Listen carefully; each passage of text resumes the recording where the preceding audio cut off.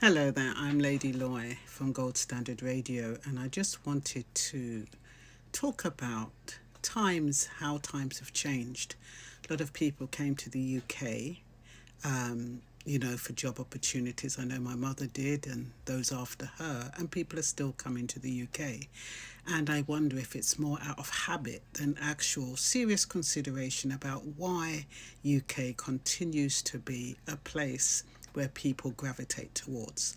So I am going to read you a story. It's a part of a book that I'm writing. And it says, Does Britain offer more than your home country does? So there was a time when coming to Britain was not called migration, it was called going to work.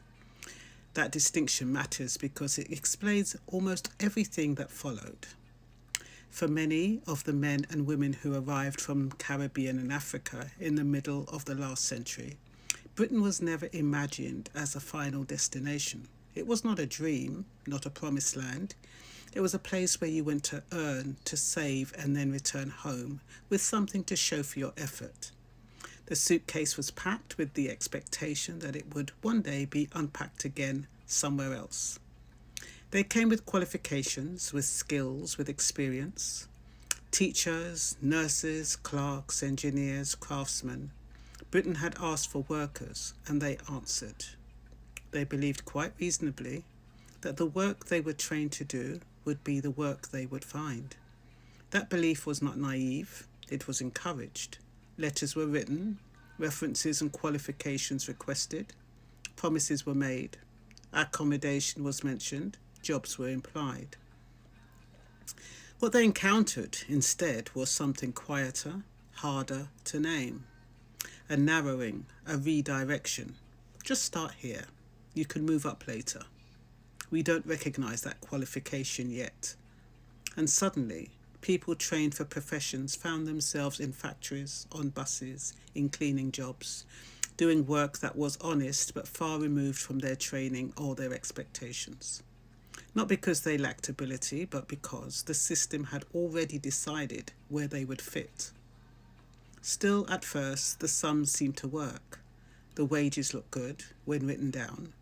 Pounds carried weight in the imagination compared to what could be earned back home. This felt like progress. The plan remained intact. Endure the hard work, save aggressively, and return in a few years. What was missing from that calculation was the cost of living in Britain. Back home, many of these migrants had lived in family homes. Land was shared, rent, if it existed at all, was light. But here in the UK, rent was constant, unforgiving, and often shockingly high, especially for those who had been promised accommodation that never quite materialised. Water rates arrived, electricity bills arrived, and whether you used much water or not, you still had to pay the bill. The poll tax came later, but when it did, it landed heavily.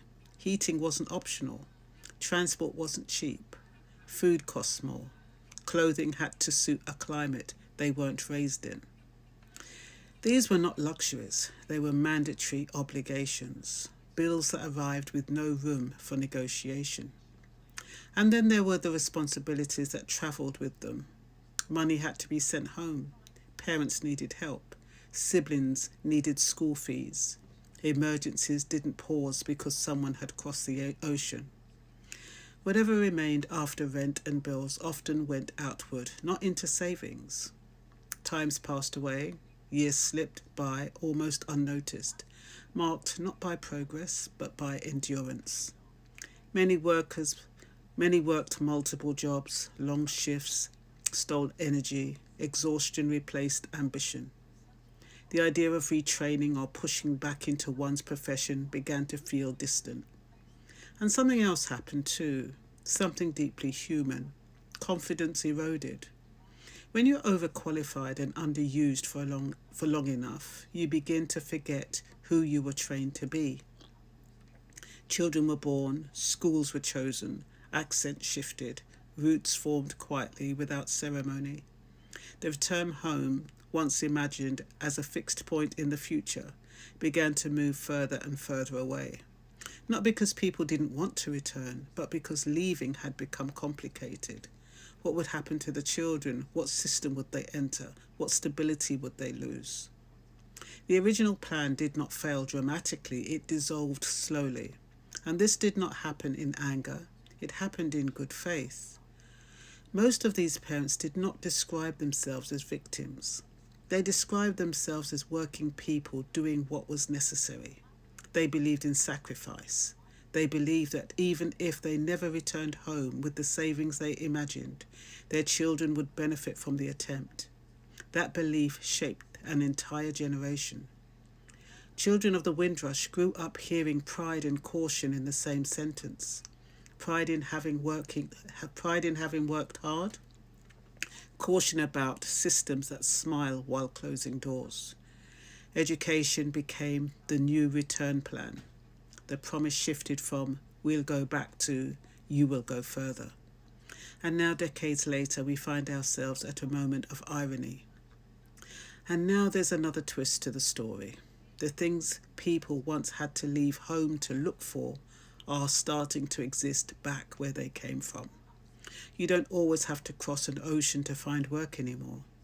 Many people earn their living online from right where they are. You can learn new skills without leaving your country. You can work with people all over the world from your own home.